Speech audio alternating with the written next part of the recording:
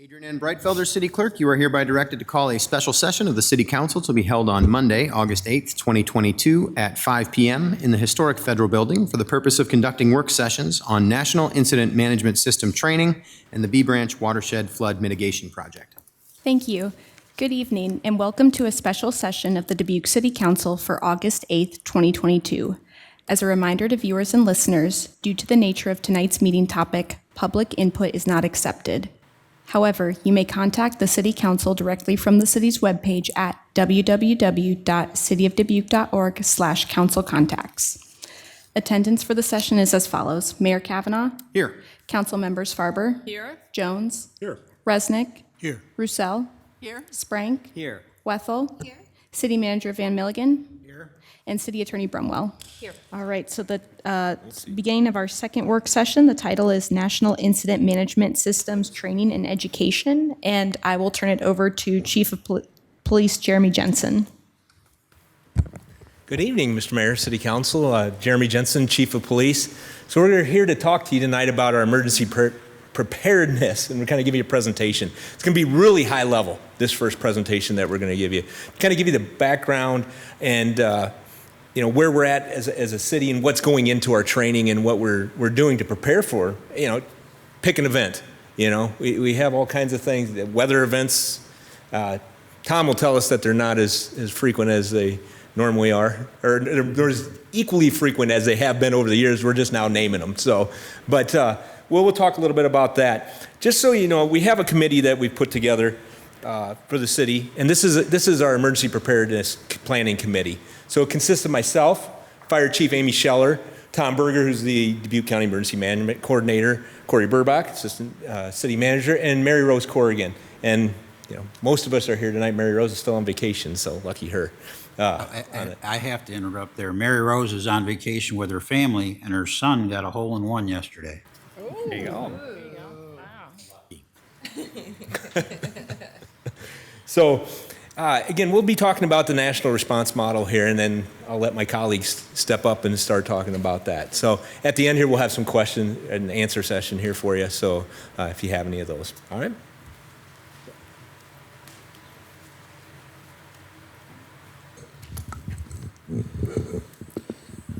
Good evening, Mayor, City Council. Tom Berger, Dubuque County Emergency Management Coordinator. We're going to tag team the presentation tonight and kind of give you a brief overview, like we said. And it really starts out with the National Response Framework. So after Hurricane Katrina and some of the downfalls that they had with, mutual aid and people coming in there, that they decided that they really needed to come up with a national plan so everybody's on the same page and singing from the same sheet of music. So the National Response Framework was rolled out, and what that does, it aligned all our plans, the national plan with the state plan, and then we brought our local plans into it.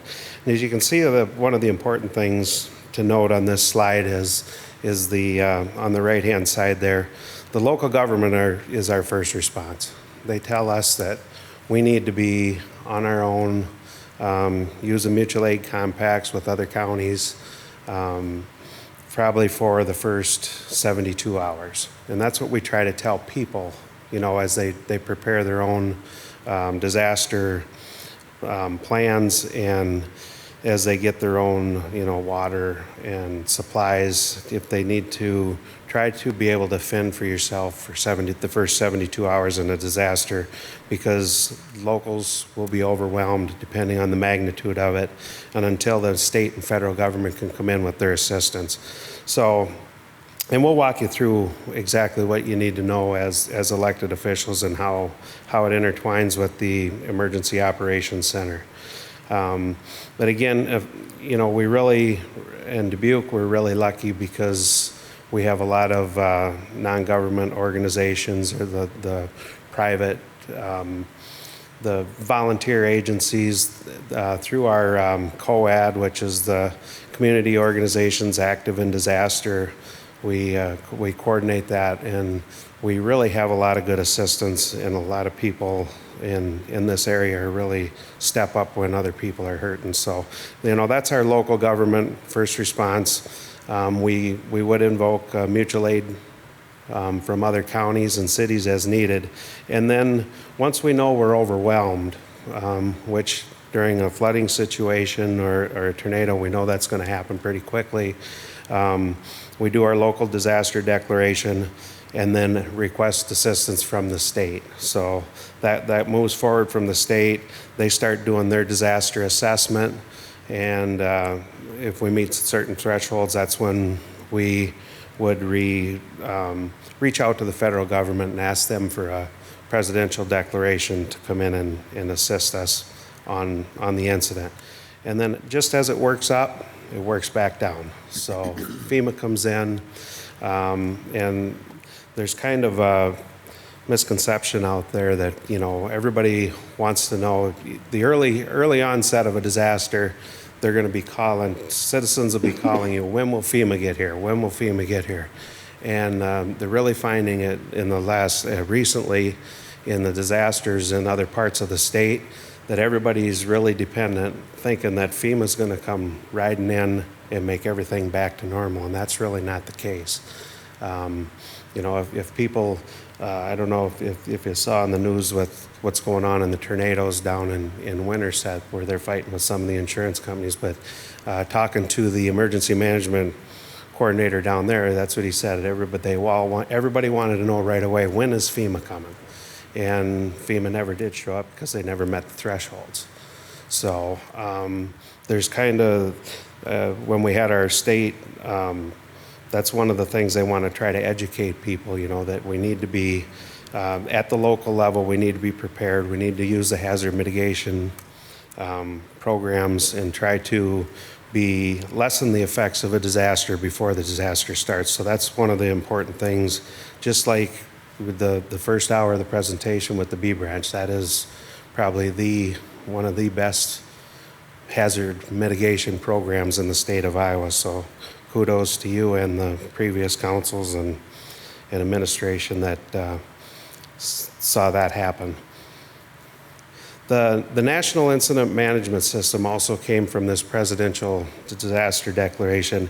And what that is, it's a large system. It's not one thing that, one way to respond to a disaster. It's the entire system. The legal basis comes from the presidential declaration as well as a presidential policy directive that says that all agencies that are responding to a disaster will use the National Incident Management System rolled out. And one thing it really does is, and we'll get into that, is the common terminology, and it tells us, that we're talking apples to apples as much as we can, because we know there's different programs, there's different things mean different in the other areas of the state or the other areas of the country. So on the East Coast, they might call something a widget, and on the West Coast, it might not be anything like that. And I guess probably one of the best things in the fire service, if you talk about what we call around here a tanker. If we need a tanker of water for a fire, that's a vehicle that hauls water to the fire for us. Whereas if you called for a tanker in California, you're going to get a 757 with a big airdrop like you see on the TV. So it's kind of the common terminology and making sure everybody's on the same page, resource typing. Establishes a unified and coordinated national approach, including all levels of government, the private sector, and the non-governmental entities. So it's really putting everybody, so we're working together and we understand it. So we can ask for mutual aid from other states. They come in and we're on the NIMS using the National Incident Management System, and they understand what we need, and we understand if we go to help them, and whether it's for law enforcement, emergency management, whatever the resources are, public works, everybody understands what it is. It includes prevention, protection, mitigation, the response, and recovery are all part of the National Incident Management System. And it just aligns all levels of government. So again, in the national framework, the federal policy and the ESFs are the same as the state and is the same as the locals. And we all submit them locally to the state, and everything's kind of aligned. So we're able to provide that help and mutual aid as well as receive it. NIMS and basically what it is and what it's not. So it's a comprehensive, systematic approach to incident management. It's not only just the incident command system, or which ICS. That is just one portion of it, and that's how you respond to the system. It's always changing. It's never a static system. It's a set of concepts and principles for all threats and all hazards. When we do our comprehensive emergency management plan, it's kind of the framework. It's a large overarching plan, but it's able to be adapted for a flood or a wildfire or a tornado or whatever the event is, an ice storm. So it's not a response plan. If we look at flooding, the police department will have a section. Fire department has complex plans. Hospitals, EMS, all have plans that are more nuts and bolts, and the response plans that are part of, that would not be in our comprehensive emergency management plan, but we reference them in our plan. It's scalable, flexible, so if it's a regular, like a car accident, incident command system is used, but if it would be a mass casualty incident, like a bus accident or a plane crash, you can scale up. It's good. As far as everybody's trained on it, and the responders understand how to adapt to what the event is. And the standard resource management procedures, that again, one of the things through the EOC, which we'll talk about, is resource management and how to allocate. Because if we have 21 cities in Dubuque County all looking for the same thing, you got to decide where the resources are going to come from, and then once we get them, if we don't have enough resources, we got to allocate it to where they're going to do the most good. So that's all part of the things that get coordinated through the EOC. And again, NIMS is essential. Principles for communication, again, that common terminology, but it's not an actual communications plan where I'm going to talk to Rick on this radio, and if I need to talk to Susan, I'm going to talk to there. So it's kind of high level, the whole system. Okay, for the incident command system, I'm going to turn it over to Amy. All right, good evening. We're going to talk about one of the components of NIMS, and that's the incident command system. So it's good just to have a discussion on this. Two of the important things are that the incident command system is modular and it's scalable. So modular meaning it has many pieces that you can bring into play, but that it's also scalable, meaning you can escalate things very quickly. So some of the concerns in the city are how we're going to handle incidents of large magnitude, and it can be overwhelming. So some of these are important to have. And every incident starts with the first piece, and that's an incident commander. So every single incident, even at the fire department and police department, no matter how small, so these things are embedded in our responders every day on the low risk, high frequency events. Like, let's just take in a small kitchen fire. First vehicle on the scene announces themselves on the scene, gives an update, gives a progress of what the conditions are, and announces that they are incident command. That's what kicks it all off. Incident command also has to have a system for passing of command, meaning the next ranked officer that comes in holding higher level will then assume command. They start to make the calls, they start to set the objectives, the incident objectives, and then that continues. So it can continue on for any type of incident that we talk about. Incident command is that high level command staff. Then you have a general staff level. That general staff is operations section, planning section, logistics, and then finance. Again, when I tried to learn ICS, I tried to learn it in a system like A, B, C, D, modular. So a lot of these incidents start out with an incident commander, typically go to an operations section, and then wrap up. So that kitchen fire, incident commander comes on, could have another senior staff officer come in, take incident command, and then your initial arriving resources are used to put the fire out, and it stops. You don't need a planning section. It's not going into operational periods where you have to have that declared, but it's building. A lot of times PD will add an information and intelligence section onto the command staff. You can add a safety section onto that. So those basic components build. What is the incident command system? And using the important things is that it uses management best practices. So any organization knows this. If I was to be deployed as a resource to another agency, statewide, nationwide, I understand what those terminologies mean, what the terminology is, and how I incorporate into that system. A lot of times cities can deploy resources like a hazmat team, a water rescue team to Florida, to New York, to California, and they can incorporate very easily into that system. It also holds true bringing the opposite. So if we had a large-scale disaster here in Dubuque, we can call on those resources in that same fashion. Safety of responders is really, really important. A lot of times in an initial incident, we'll add a safety officer right off the bat, and it's at a low level, and it could expand to a high level. Tactical objectives, when we talk about those are the items that you want to achieve during an incident. A lot of times, and this relates to an incident action plan, a lot of time those objectives are already known. You know, every day we're going to incidents, and we know when we get to a structure fire, preserve life, save life, preserve property, secure the incident, mitigate the incident. It's not written down, it's not typed up yet, but they know that that's what they need to do. So achievement of those tactical objectives begin right from the beginning, and they're trained and ingrained in the responders right from the beginning.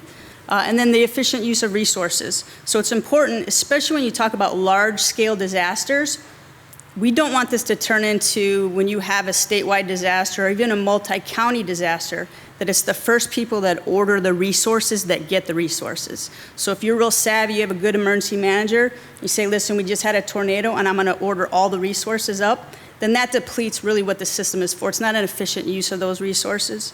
So that's really important. Benefits. Again, I just talked about it. It meets the needs of the incident of any kind, size, or complexity.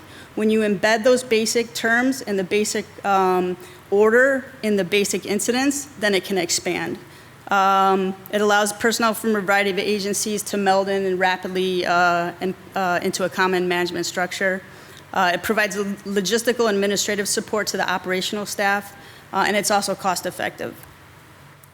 There's a lot of characteristics of the NIMS and the ICS, and I talked about a lot of them in that basic description on how it builds, but that common terminology is what we just talked about.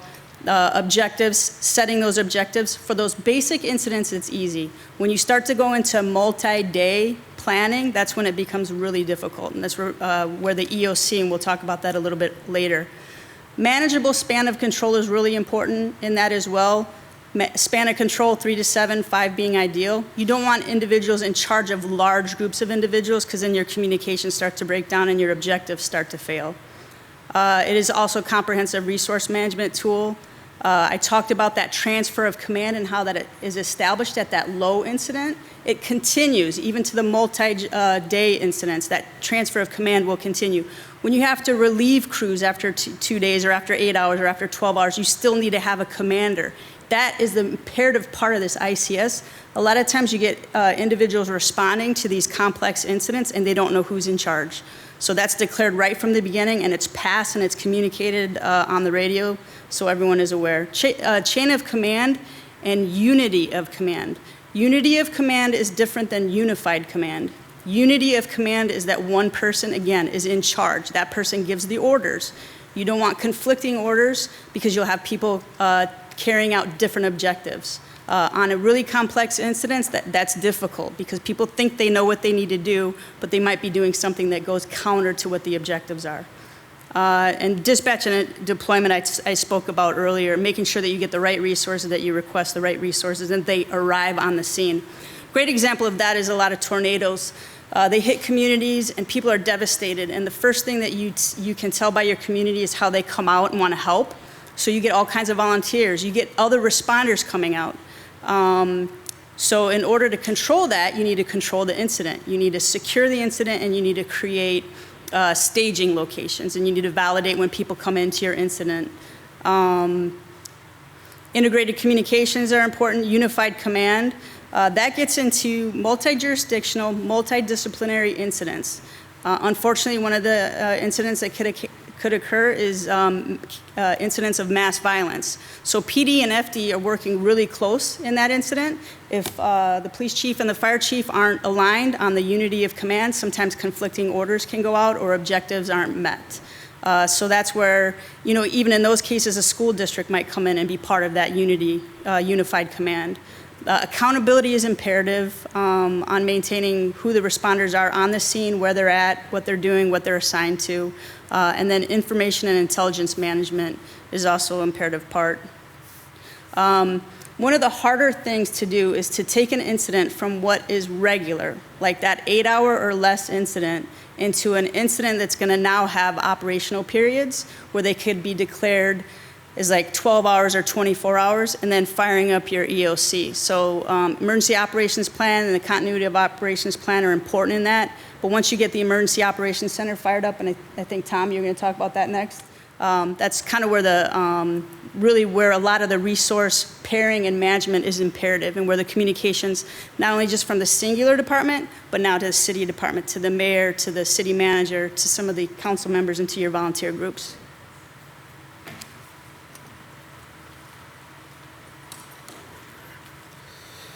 Okay, so the EOC, the Emergency Operations Center, it can be physical, or just like for the last 2 years, it can be virtual.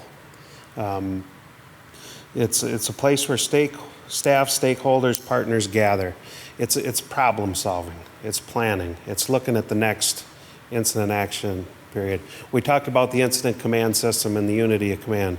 We're probably never going to tell the mayor, hey, mayor, come down and run this incident from the incident command post. That'll never happen. You don't have to worry about that. If you're carrying the radio for 8 months as the mayor pro tem and the mayor isn't available, don't worry about having to go down stand on the street and direct crews. That'll never be your duty. But where we do need you is if we have a disaster, one of the first things we need to do is to get a disaster declaration, and that'd come through the EOC, and that has to be signed and executed by the mayor. In order for us to ask for, that's one of the first things for us to ask for outside help. So that's one of the first things that we're going to do when we have a big event is track down the mayor and city clerk and make sure we get that disaster declaration. And it's then the mayor's responsibility to be sharing with the other council members, because if people have water in their basement, or if their trees are down on their car and they can't get to work, and they call 911 and there's no immediate emergency, but they're on our list, then a lot of times they're going to call their local elected officials. So we want to try to get you through the city manager, through the mayor, that information as quick as we can, so you're able to answer the questions. And that all comes through the EOC. We're providing support for the incident commander, and with a large-scale disaster, we might have multiple incidents going on. We could have some on the west end, some in the central area, and as well as some downtown. So all of them are fighting for resources. Again, it could be just on that level of our limited local resources until the state or the federal government comes in. How do we allocate that? And that's where the EOC and the planning section and the elected officials will decide, okay, these are our priorities for the city. This is how we're going to get through the next 12 hours, and how we're going to do that, and what our objectives are, and where we're going to allocate those resources to. So that's where we really look towards the policy group and the through the EOC to make those decisions, as well as all the legal and financial burdens that we're going to have. So our EOC functions, again, Tom, collect. Before you go on, so when there is a physical location for the EOC, where is that generally at? That is out at the Fire Training Center now, out where my office is. We use the 2 classrooms, so that's not, it works for us. It's not ideal. If you look at some of the other counties in the state, they have dedicated EOCs that are stood up, but it works for us. And really the technology is there. We're really doing an assessment now of what we have. One of the things we don't have access to out there is like the cameras that the city has. So we did have a meeting, and we're going to be doing over the next year or next while, try to figure out some of the things that we could have out there that might enhance the decision making. So as well as the backup. So if the mayor pro tem is contacted to show up at the EOC unless they're told somewhere else. Right. That's it. You go Yes, out they to would fire come to training the, center. and we would tell you where to show up to, because sometimes it might start out small. We might not go right away to a full-blown EOC. So like one of the last incidents we have where we got together at the Municipal Services Center in a room there, and then, pulled it back to the EOC if we know it's going to go multi days or multi-operational periods. So, but for the most part, we've learned from some of our lessons learned, it's best to get everybody together in the room if we can. That was impossible during the pandemic, but get everybody out in the room, and that's way everybody's on the same page as we're making the decisions. So. And we do have backups identified. This room is one of the backups that we have identified, as well as fire headquarters. So if for some reason, if it would be a train derailment right out by the EOC, then obviously we wouldn't tell you to come out there, but we'd have our backups in place. But we're going to be looking at that whole system as our physical locations and what we can do to maybe serve the EOC a little better. Getting in the other functions, again, coordinating the plans, determining the current and future needs, kind of looking that next, the storm is still here, but what's tomorrow going to look like? What's the next day going to look like? What are we going to need for cleanup? And do we have the right people out there? It might be the public works we need, depending on the incident, where we work very close with the hospitals, and we work very close. We would have a liaison. If it'd be a mass casualty incident, we try to get a liaison from each hospital in there, so we know what they're doing. How can we support our hospital system and EMS? So that all gets coordinated, through the EOC, but it supports the incident commander.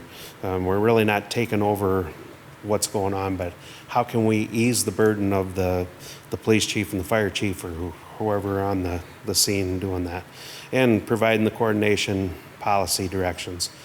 We set our EOC up similar to the ICF, or the incident command system, with our ESF support, which is our emergency support functions, and we use a unified command system. So when we set up our EOC out there, we have the operations, command and control, our logistics, so we need this, go get it for us.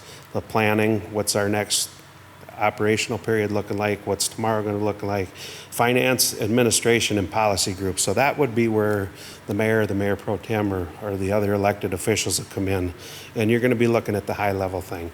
It's going to be, the fire chief say, hey, we might need to do this, and then Mike will say, well, I don't know if that's legal, so then it'll kick over to Krenna, and then it'll be like, well, how are we going to pay for this, and we're in an emergency situation.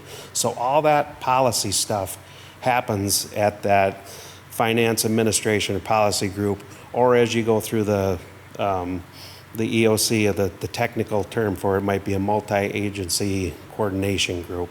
But we put all the policymakers together, and it might be a member of the Board of Supervisors. It very well be with your where you're located. It might be the mayor of the city of Asbury might also be here, because it might be 2 communities affected, and we got to only have limited resources in the county or till the state gets here. So that's what we're going to have, where your role in the EOC, if you called there, to be taking care of those kind of decisions, what we can legally do, what we can afford, where we're going to get the money to pay for it at 4 o'clock in the morning, and how are we going to move forward. And documentation is very important, especially if we're going to think that there's going to be, if it's widespread enough to get a FEMA declaration, we want to make sure we get that tracking down right away. So when FEMA does come in and there's public assistance funds, we're making sure that the city's getting reimbursed for everything that they're eligible to. One of the big things that you'll be doing, and it's just like the small scale, if the neighbor's calling you because they know you're on the city council, the joint information system. And every time we run a drill, every time we do any kind of an event, the rumor control, the joint information system, again, our PIO, which is Randy Gale, does an excellent job, is totally overwhelmed in a disaster. And we want to make sure that everybody's, if they're talking to the media, they're putting out the right information, and that all comes through our joint information system and mainly controlled by the public information officer, approved by that policy group, but to make sure that the incident commanders and everybody know what message is going out. And any more with social media, the rumor control and inaccurate information, and how to get that stopped as quick as we can. So we do that. The Joint Information Center is usually somewhere. It could be a physical location. It might be off-site from the EOC. It might be, Randy might want to do that at City Hall because that's where all his tools are. But it's important that there's the connection between the policy group and the Joint Information Center system, for the PIO, because it's a very, very important part of any disaster, which we found out. And now I'm gonna turn it back over to Chief, and we're gonna talk about the planning P. All right, so this part is not meant to overwhelm, but it is a really, really good tool that helps explain what's happening in an EOC even before mayor, city manager, any of the political parties are involved. So there's obviously always an incident event, whether it's a tornado. Unfortunately, in the last 4 years, I think we've hit pretty much, half of them, whether it's civil unrest, a pandemic, cybersecurity events. We as a city can prepare ourselves by doing threat hazard analysis and what's going to hit, potentially predictable to hit Dubuque. Flooding would be at the top of my mind after seeing the presentation. But once you fire up or make a call for an EOC, there's this battle rhythm that your team gets in, and they start to establish, and you might have seen it with the pandemic, very scary in the beginning. Information was not forthcoming. We weren't sure where to put resources, who did what. Did we turn our city clerk's office into a logistics section and now they collect all the donations? How do we do all that? The planning P is one of the best examples that I've seen. You see them on the wall in pretty much every EOC. Incident event, EOC notification by policy, EOC activation, city manager typically notifies or the authorities that have that capability based off of information. There's an EOC incident briefing. You probably have been involved in this. What's going on? What's happening? Very hasty, not really 100% accurate, happens really quickly, so everyone just gets briefed on what's going on. Then you start to have an EOC objective and strategy meeting. That's where that higher level, you start to take it from that small incident that we have all the time and we can manage into what are some of the things that we're missing? What are some of the individuals that don't have the ability to identify specific objectives that are citywide objectives now? They set those strategies and then have a strategy meeting. Planning meetings are held to prepare. EOC planning meetings are held, and then that action plan is prepped and it's approved. Initial action plan, remember, is something that is in the incident commander's head at first. You need to start putting that on documents, start to collect information, document the event, use some of the ICS forms, and then it just takes a full loop. Once you get that IAP published, the planning division, the planning section goes back to work and establish the next operational period IAP. Again, it's pretty self-explanatory, but it's overwhelming at the same time. The other thing that I wanted to say is, as we're learning as a city, ICS and NIMS, each of the positions, each of the terms becomes a little bit overwhelming. You look at JIC, you look at MAC, you look at the dispatch centers, you look at ICS, you look at command. It's okay, it is overwhelming, but as you push yourself into these avenues of learning and some of the classes that I think Jeremy or Tom are going to go over, it's okay, it is overwhelming, but it helps to continue that conversation, test yourself, run through some scenarios. IAPs, in a sense, become lesson plans for future events. You can learn from other IAPs, incident action plans that have been published, tornado IAPs, flooding IAPs. If it repeats itself, and we hope that it doesn't repeat itself, you pull that IAP out, you dust it off, and you go to work. The script is there, what you should do, things you should think about. So I think this is a really important conversation to have at the city level. I want to impress upon you that we're embedding some of these basic qualities into our basic response so that we understand that terminology, and that we'll continue to build upon that as we learn together and as we grow together. So turn it over. You know, I was going to go over this slide, but I think we already hit all the terms there, so.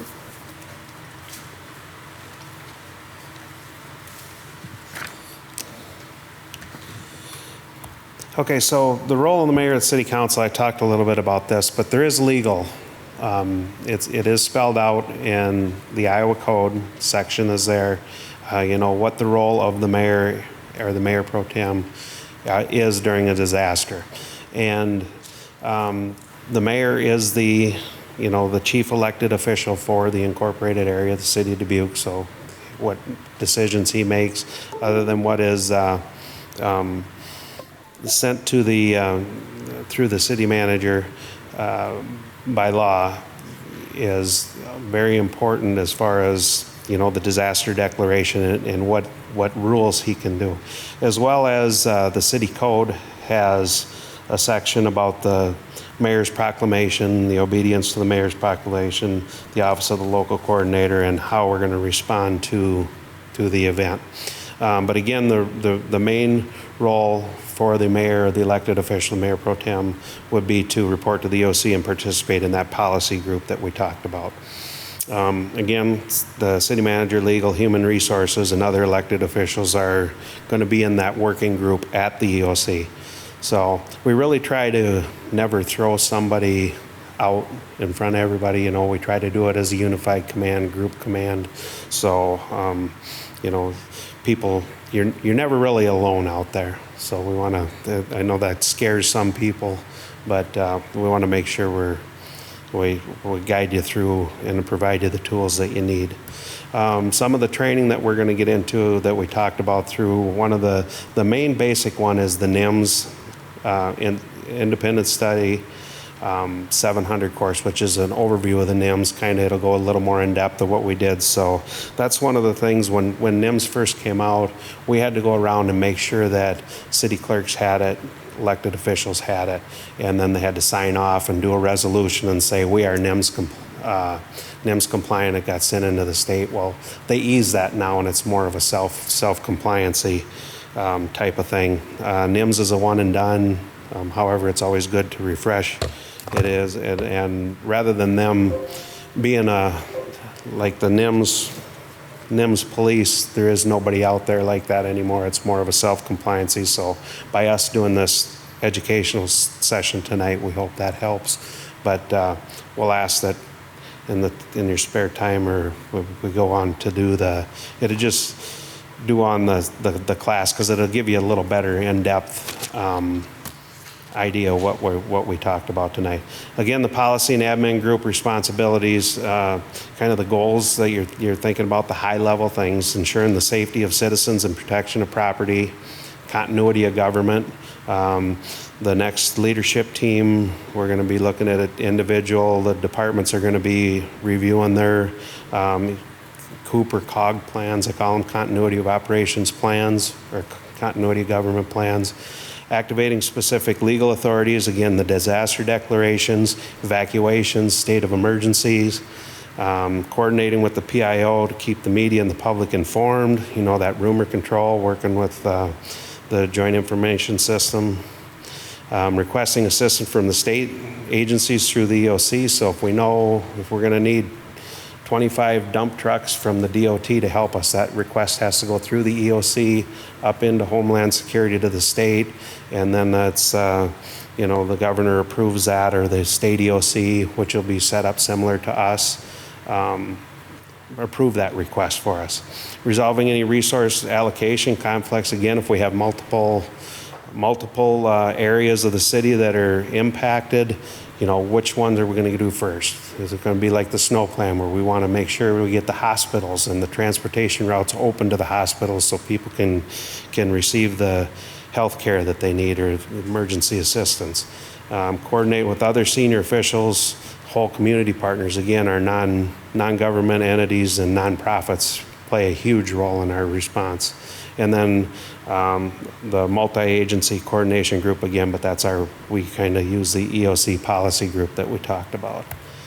The comprehensive emergency management plan, just real quick, I want to touch on that. That is where the national response framework starts out, it comes down, so it aligns us together with the state and federal response plans. It's a multi-hazard approach, like I said, and it provides a framework for each department or agency. So it's kind of the high-level plan that directs the EOC and the responders, again, with each of the agencies having their own more detailed response plans.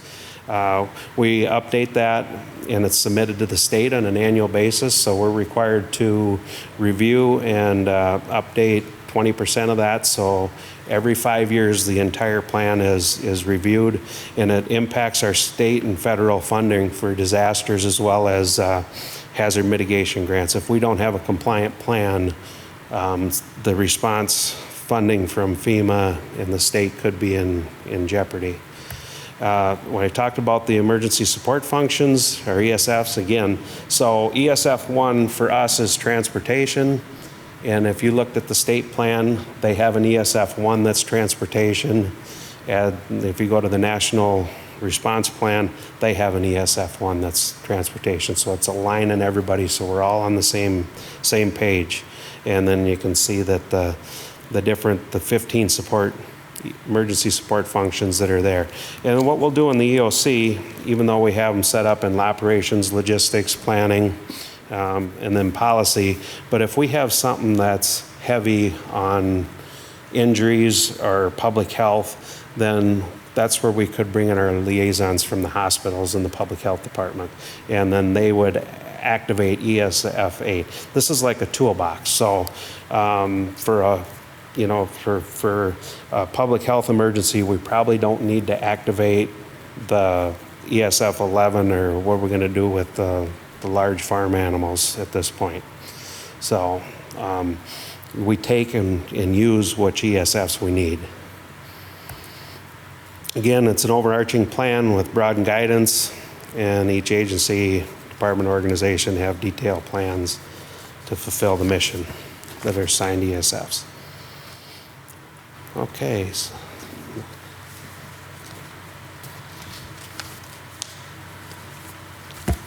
All right, so we're up to our future initiatives. What are we looking at doing in the future here, and how do we keep growing this? Because this doesn't end. I mean, we have to keep on top of this. We have to constantly be reviewing this, constantly looking for better answers and how we can work better together. So the first thing we're doing is updating our continuity of operation plans. These are the COOP plans that we call them for the city departments. We'll be doing this at our August leadership team meeting. This really came important. We really pushed these out during COVID and started looking at, what are we going to do if we lose 20% of our staffing? What do we do with this? And so these became very important. So we're going to review them, keep them going, look what we need to do into the future. Train the leadership team and department heads in NIMS and ICS. Frankly, not everybody is involved in it. Obviously, we live this. Not everybody else does. So that's one of the things we want to do is make sure that everybody at least has an understanding so that if we get into it, they don't need to know the ins and outs of it, but understanding that when we go into an emergency operations type situation that this is what's going to happen. We're going to conduct an EOC exercise to a high wind event. Imagine that. That's, seems to be what Iowa's about. So we're planning on doing that in the spring of 2023. Again, as Amy said, that we can use other events that have happened. We can learn from them. We can model them. No need to reinvent the wheel. We're going to provide intermediate incident command training. This is ICS 300 to the command staff of the police department, fire department, and health services, June of 23. Some of these, most of them can be done online. Some of them need to be done in person. There's very few need to be done in person, but we're starting to hit that level of them. These are the upper level command ICS versions. Hey, Jeremy, before you leave Yes. that slide, would you go back, please? Oh, sure. So that second bullet, train leadership team and department heads in NIMS and ICS. So we've done that in the past. I don't want you to think this is something new to us, but we have had staff changeover, and we do have new staff that haven't. And of course, it's always good to get a refresher too. So besides doing our annual practices, this will be some actual direct training. Then on the same token, we're going to provide ICS 400 to command staff following. It's a follow-up to the 300, so we'll have that in September. And again, that's an in-person. The other part of this is using our technology. What's out there? What makes us more effective, efficient? There's software out there to facilitate this. The old forms are handwritten. You may need the handwritten forms. There may be, our technology may go out. There's things with that.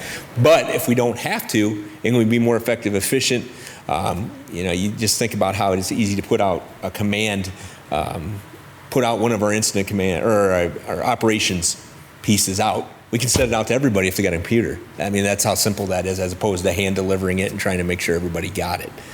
So looking at that, along with that, we're doing an assessment on the current location of the EOC, the primary, and then secondary locations.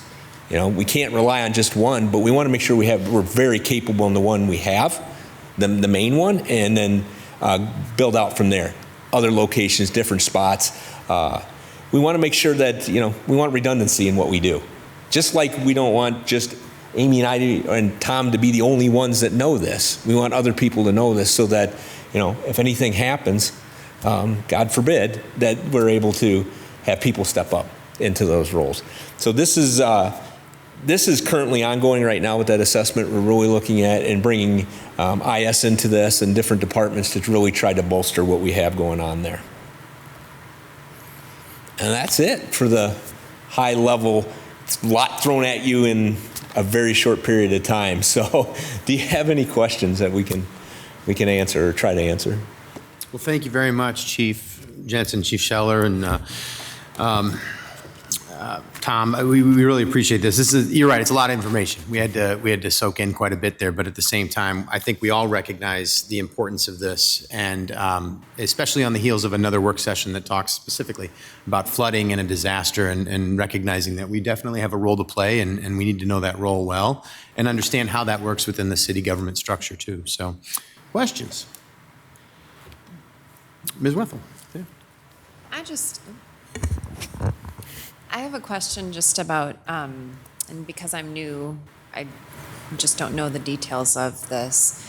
If we need to support you in those situations, would it be beneficial for us to have some degree of knowledge, not because I'm going to be the one necessarily making the decisions, but in order to, in my head, we need to meet to secure a plan as a council. Would it be good for us to understand what you're doing on the side?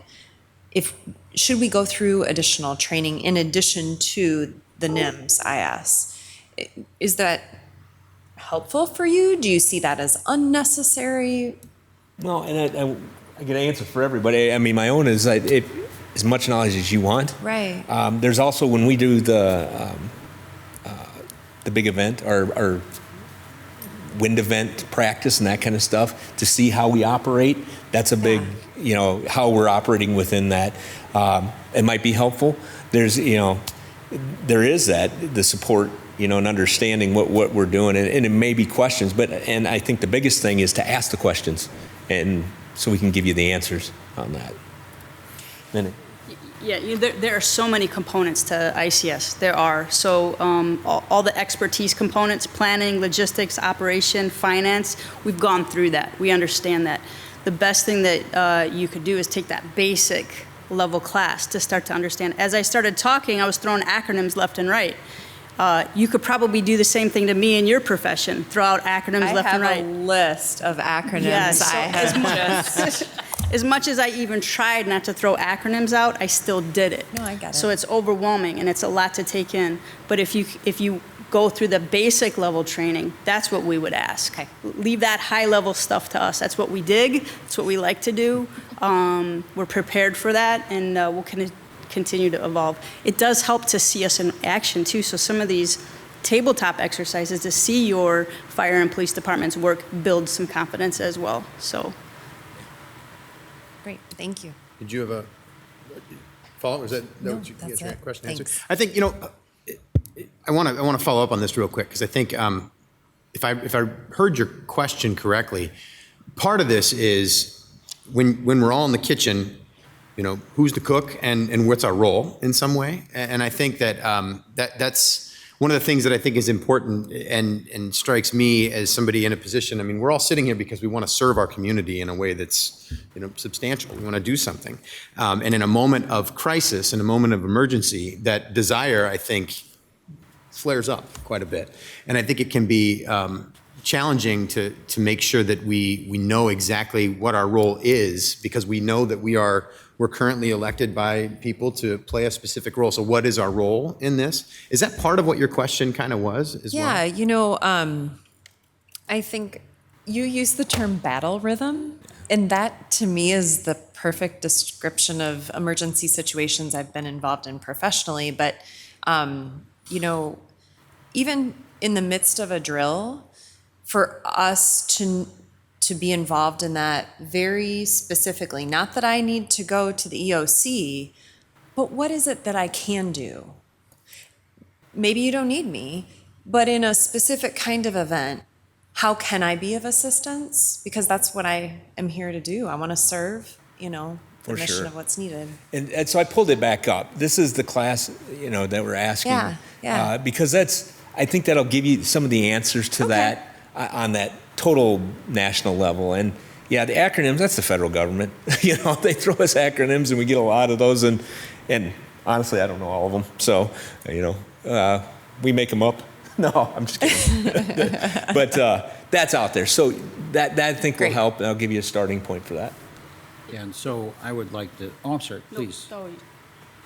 I think that it was well described that, the desire is to help or to participate. And that happens with me too. I show up at the EOC when we're having a major storm or things like that. And what I have to keep reminding myself is I'm not in charge in this room. I'm here as a resource for the people that are in charge. And so I've got to not become a burden to them or to start sort of taking over, because they know what to do and they just will use me if they need me.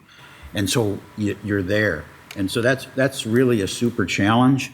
And that gets back to who gets called to the EOC. So for instance, the mayor, or if the mayor is unavailable, the mayor pro tem.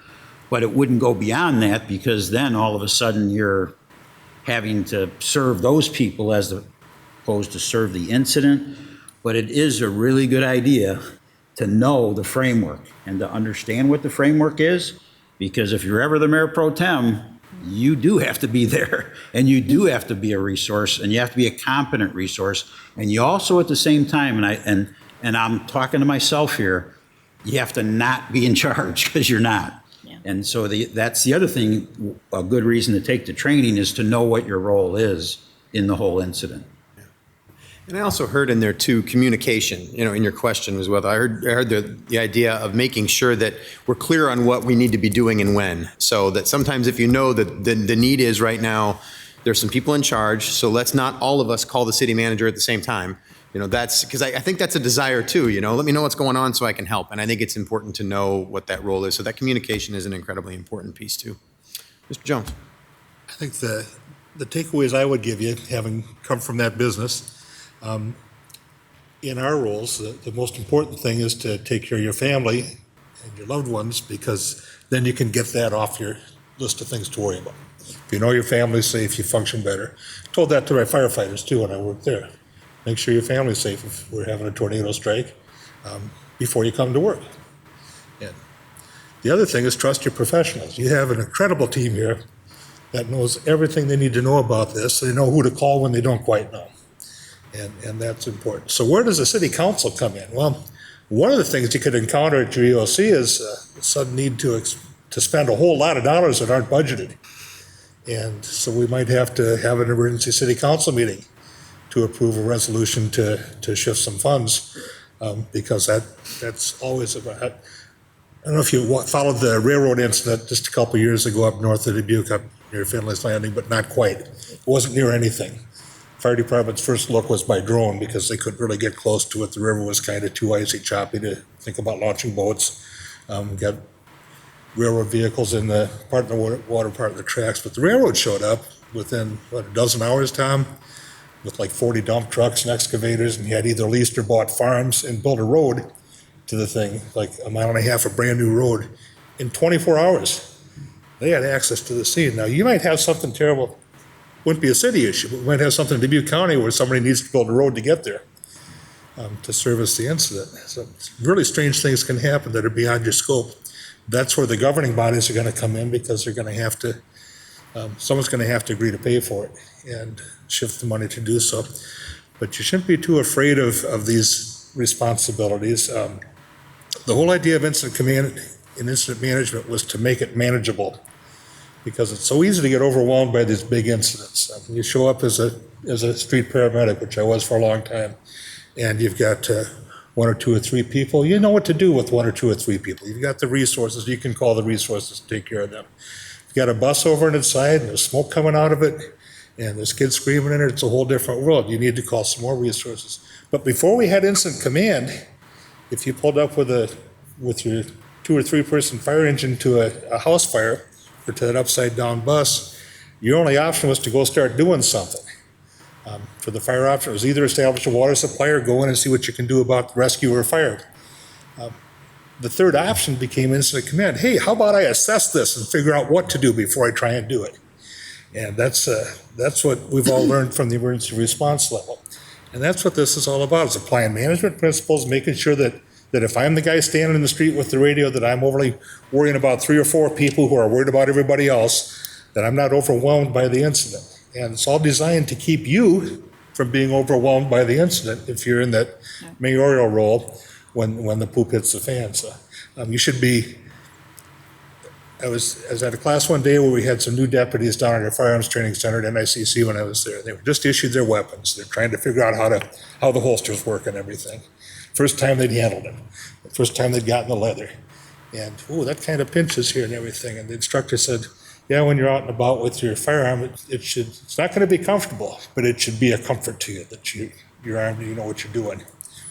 Kind of the same principle for all of this.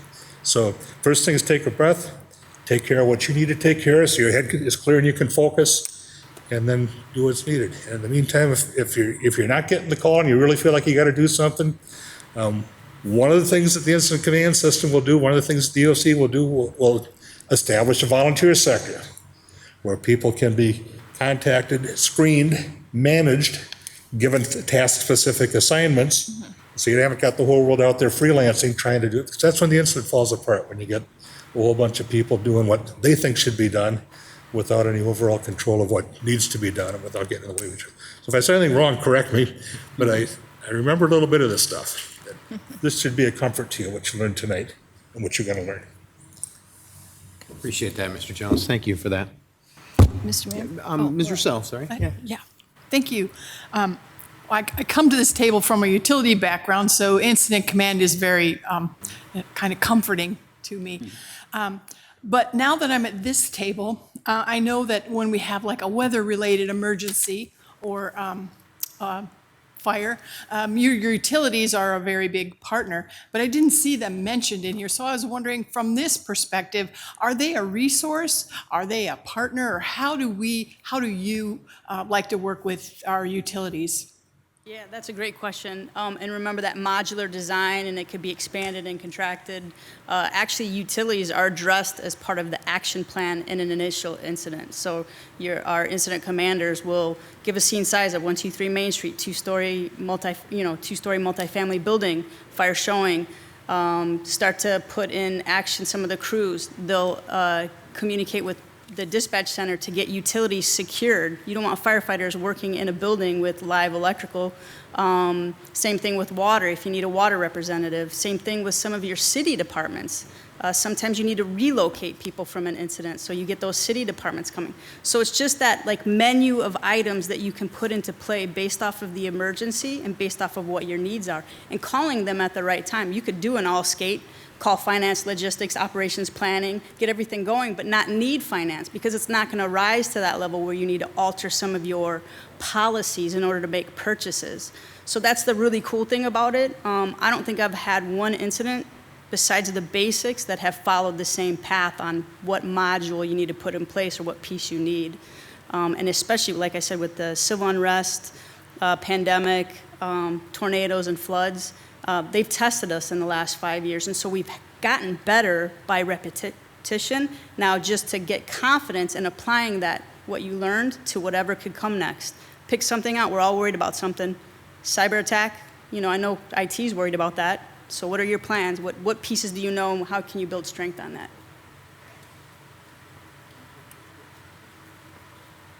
Also, Laura, ESF 12 is energy, but that's all the utilities. So they have a whole annex that I've shared, with them when they review that. When we first went to this framework, we sat down, I think it was with Mark from Black Hills, and we had Alliant, as well as the rural RECs, all looked at that plan, and I think they get it through their state associations as well. So. Thank you. Ms. Farber. Yes, I'd like to go back to the kitchen because that's where I live.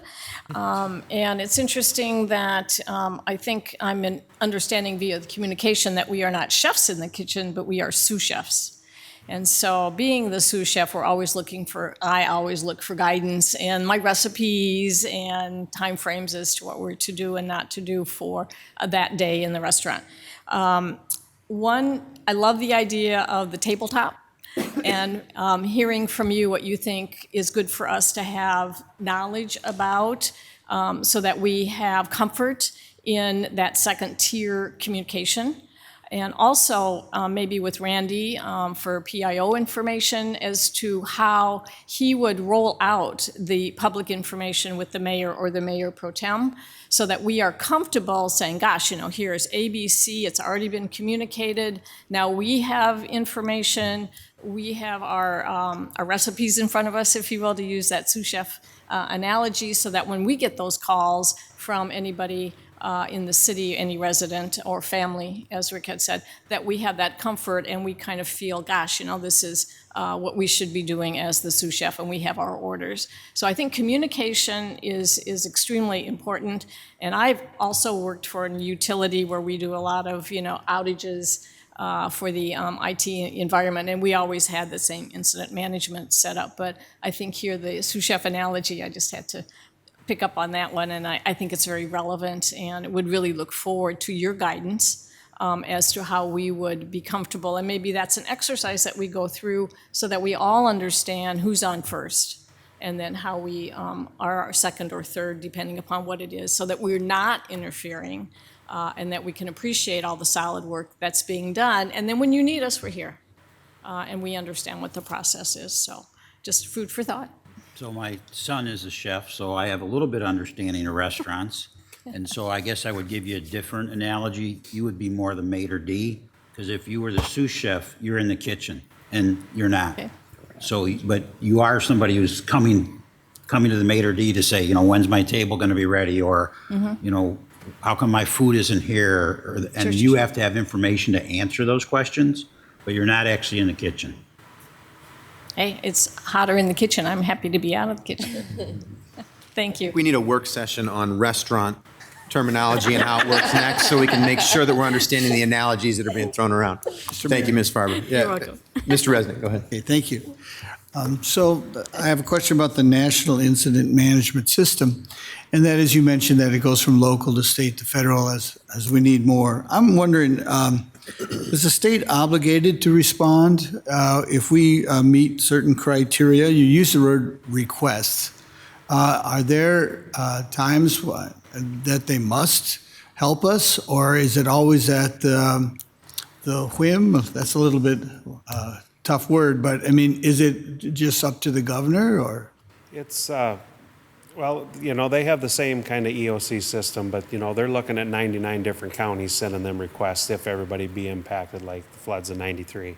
So then they're doing the same thing. They're prioritizing, just like I use, if we had 3 different sections of the city, the EOC would have to prioritize and, going on goals and objectives, what areas are we going to send our limited resources to. The state will very quickly ask for assistance from the federal government as well as from it's the EMAC, the Emergency Management Assistance Compact. So if the Midwest has a large flooding, but there's not much going on in the southern area, they go provide mutual aid back and forth all the time.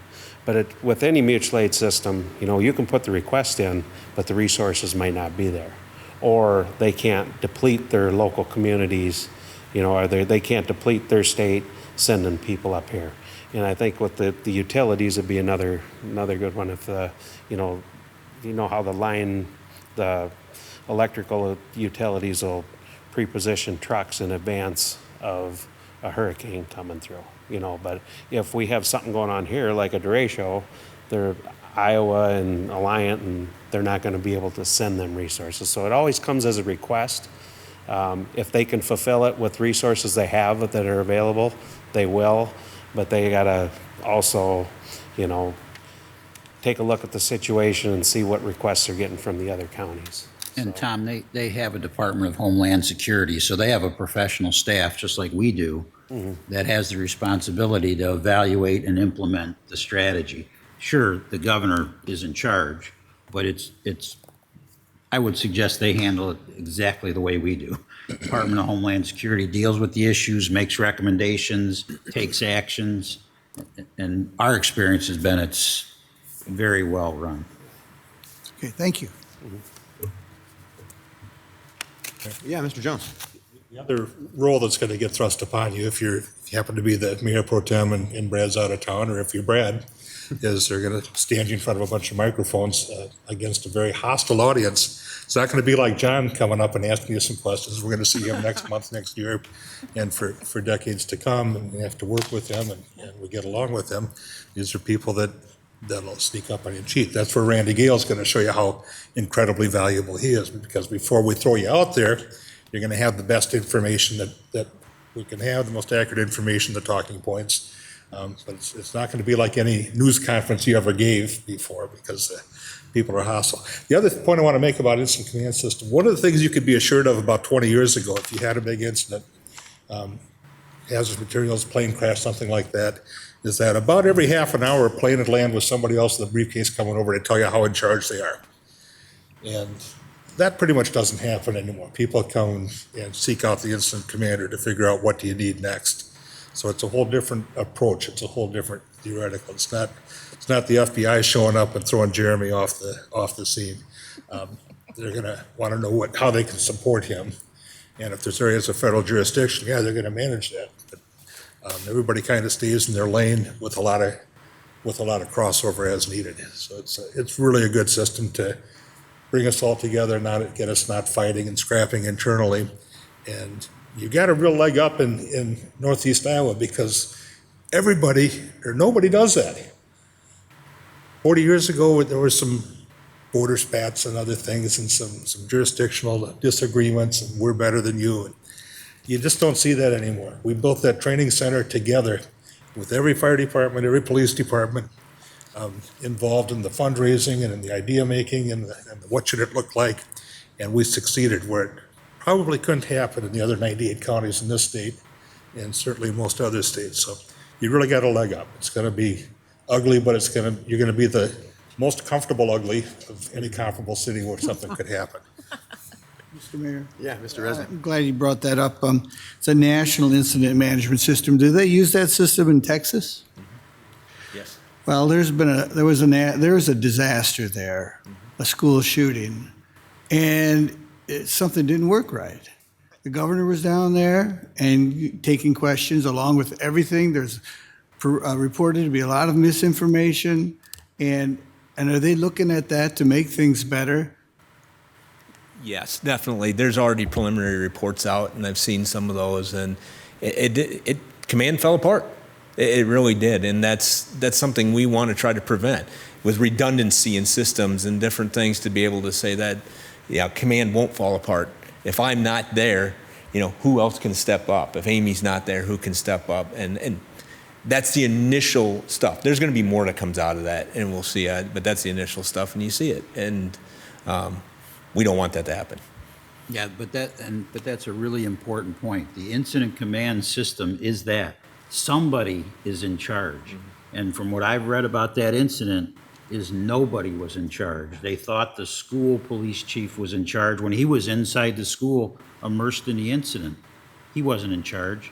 Somebody had to be in charge coordinating the activity, and finally people just started doing stuff on their own.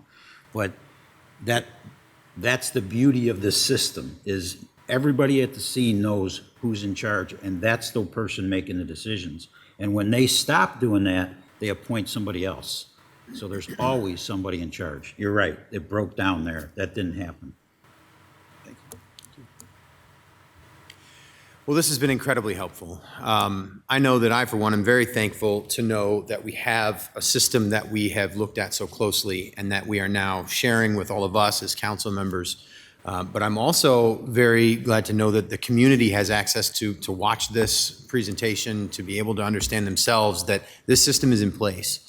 If we are working every day to make sure that when an emergency strikes that we're ready to take control of that in whatever way we need to. So I really appreciate it. Before we go, I have a little bit of education in my background, so I always like to give people deadlines to make sure that they get things done, right? So I was thinking, just as a council, we have an assignment here that we've been given by Tom and everybody, and I think that it's important that we take it seriously. I also recognize that we have a very busy couple of weeks coming up. So I was just thinking, and you can tell me if I'm wrong here, but I think by this date in September, by the 8th of September, we should all commit to making sure that we do this educational, and we can find everything we need at this link, right, that we've got on the screen right here? Okay. That we make sure that we commit to looking through this and completing this as a council. I think it's that important, so. I'm seeing heads shaking. Good. All right. That's much less argument than I used to get from students. All right. Well, yes, go ahead. When you do that, will you please print the certificate at the end? Sure. And if yes. you can get us a copy of that? Yes, because, absolutely. Once you get off the course, and if you don't print the certificate, it sometimes gets lost in Washington, D.C., very and important. you never find it back again if you need it. So from a system standpoint, should we just email that directly to you? Is that how you'd like to do that? Okay. Trust but verify. All right. Trust but verify. Correct. Okay. I believe that is all the action we have for this evening in our work session. So there being no further business, we're adjourned.